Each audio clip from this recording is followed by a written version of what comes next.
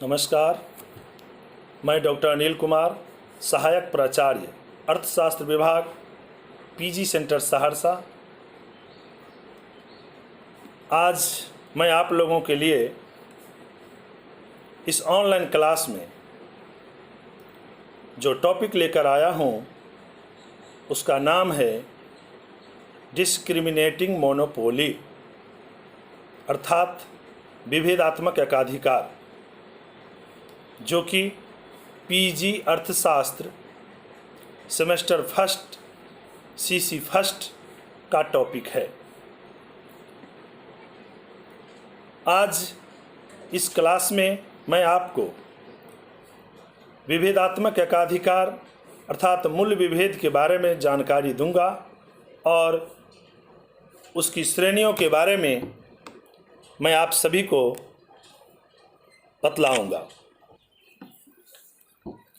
जैसा कि आप सभी देख पा रहे हैं स्क्रीन पर कि डिस्क्रिमिनेटिंग मोनोपोली अर्थात विभेदात्मक एकाधिकार का आपके सामने एक विस्तृत विवेचन रखा गया है। जैसा कि आप सभी जानते हैं कि एकाधिकार बाजार वह बाजार है जहां विक्रेता की संख्या मात्र एक है किंतु क्रेताओं की संख्या अधिकतम रहती है। चूंकि एकाधिकार बाजार में प्रतिस्थापन वस्तुएं नहीं होती, इसलिए मांग की आरी लोच अर्थात क्रॉस इलास्टिसिटी ऑफ डिमांड सदा शून्य होती है। एकाधिकार बाजार दो तरह का होता है, एक शुद्ध एकाधिकार प्योर मोनोपोली और दूसरा विभेदात्मक एकाधिकार जिसे हम डिस्क्रिमिनेटिंग मोनोपोली या प्राइस डिस्क्रिमिनेशन कहते हैं।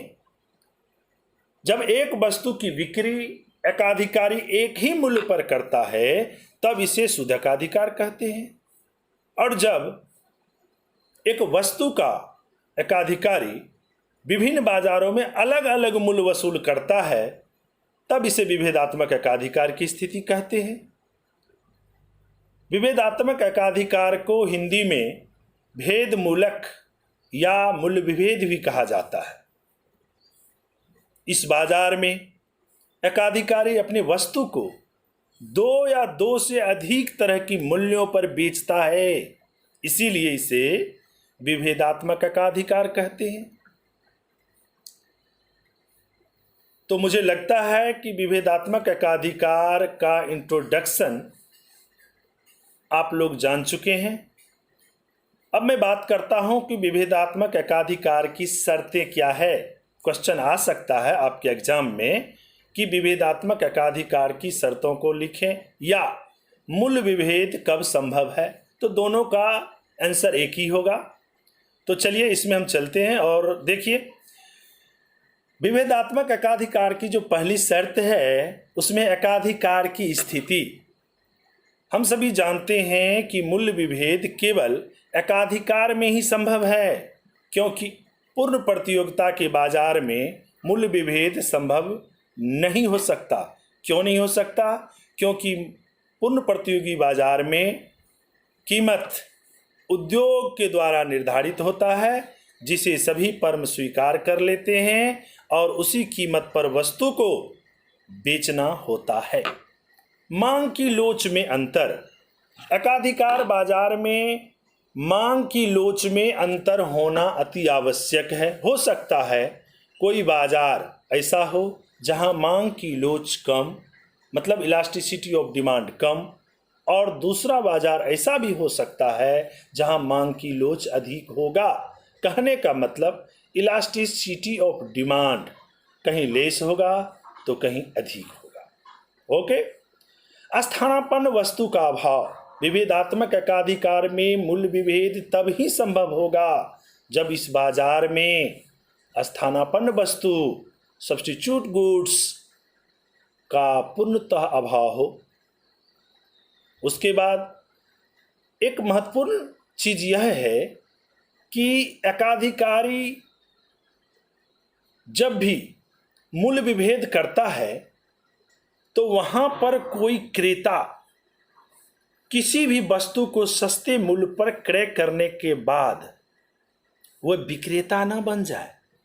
ऐसा हो सकता है कि कोई क्रेता किसी वस्तु को कम कीमत पर कम मूल्य वाले बाजार से खरीदकर और महंगे एकाधिकार बाजार में बेचना आरंभ नहीं कर दे। ऐसी दशा में मूल्य विभेद संभव नहीं होगा। अब हम चलते हैं मूल्य विभेद की श्रेणियां। Degree of monopoly, degree of discriminating monopoly, degree of discriminating monopoly, मूल्य विभेद की श्रेणियां। प्रोफेसर पीगू साहब ने मूल्य विभेद की 3 श्रेणियों का वर्णन किया है। पहला, प्रथम श्रेणी के मूल्य विभेद। प्रथम श्रेणी के मूल्य विभेद, जैसा कि आप चित्र को देख पा रहे हैं, प्रथम श्रेणी के मूल्य विभेद में एकाधिकारी वस्तु के प्रत्येक इकाई को, जैसे हमने एक्स एक्सिस लिया है, वाई एक्सिस लिया है और एक्स एक्सिस और वाई एक्सिस, एक्स एक्सिस पे हमने एक्स वस्तु को रखा है जो कि x1, x2, x3 dot dot dot dot xn, ये वस्तु की प्रत्येक इकाई है, जिसके लिए एकाधिकारी आप देख सकते हैं कि P1, P2, P3, P4 dot dot dot dot Pn कीमत वसूल करता है। ऐसी स्थिति में यहाँ जितना भी है ये कीमत है, जिसको हम इधर यदि मिलाते जाते हैं, यदि इस कीमत को हम इधर मिलाते जाते हैं वाई एक्सिस की ओर, तो सारा कीमत को प्रदर्शित करेगा। तो प्रथम श्रेणी के मूल्य विभेद में एकाधिकारी वस्तु के प्रत्येक इकाई को अलग अलग मूल्यों पर बेचता है ताकि बाजार में कंज्यूमर सरप्लस की 100% हिस्सा एकाधिकारी मूल्य विभेद के द्वारा प्राप्त कर ले और क्रेता को कुछ भी शेष कंज्यूमर सरप्लस का भाग न छोड़े। ऊपर के चित्र में आप देख सकते हैं कि ऊपर के चित्र में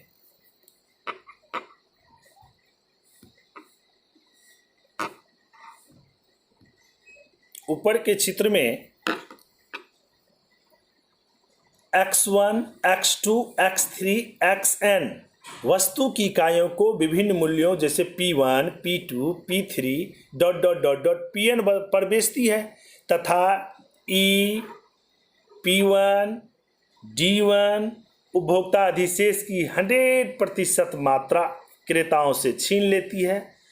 अब आप पूछेंगे कि ऐसा कब संभव है, किस स्थिति में है, क्या इसका कोई एग्जाम्पल है? तो जी, नीलामी की स्थिति में आप देख सकते हैं और विशुद्ध एकाधिकारी की स्थिति में देख सकते हैं, जहां पर कंज्यूमर सरप्लस का कुछ भी भाग क्रेता के पास शेष नहीं छोड़ा जाता।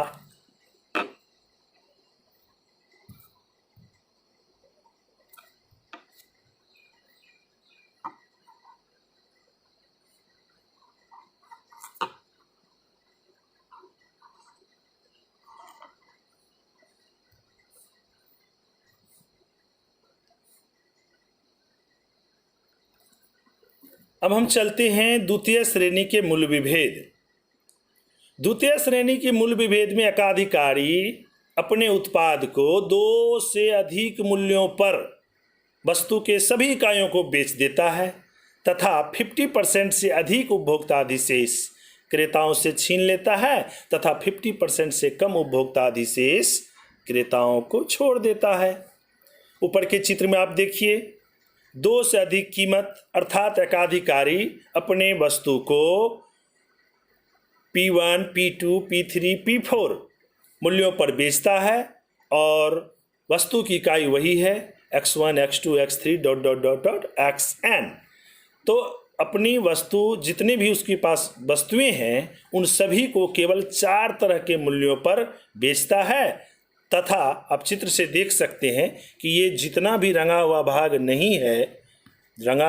नहीं है, जैसे आप देख सकते हैं ये सारा कंज्यूमर सरप्लस का भाग है और जितना भी रंगा हुआ भाग है ये आपको एकाधिकारी जो कीमत वसूलता है, कंज्यूमर सरप्लस का जो भाग वो वसूल लेता है उसका भाग है। तो आप देख सकते हैं कि P1 A B C D E F P4 मात्रा उपभोक्ता अधिशेष क्रेता से छीन लेता है तथा E A B C D E F D1 और P4 ये खाली खाली भाग जो बीच में आप खाली देख रहे हैं E A B C D E F D1 P4 ये कंज्यूमर सरप्लस क्रेता को छोड़ देता है।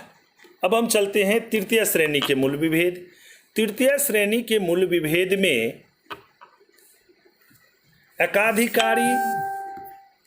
तृतीय श्रेणी के मूल्य विभेद में एकाधिकारी वस्तु को केवल दो तरह के मूल्यों पर बेचता है, जैसा कि चित्र में आप देख पा रहे हैं P1 एंड P2, और 50% उपभोक्ता अधिशेष क्रेता से छीन लेता है और 50% क्रेता को छोड़ देता है। उपयुक्त चित्र में आप देख सकते हैं कि तृतीय श्रेणी के मूल्य विभेद में P1 A B P2 क्रेता से कंज्यूमर सरप्लस का हिस्सा छीन लेता है अर्थात ले लेता है, वसूल कर लेता है, जबकि A1 B D1 P2 क्रेता को छोड़ देता है।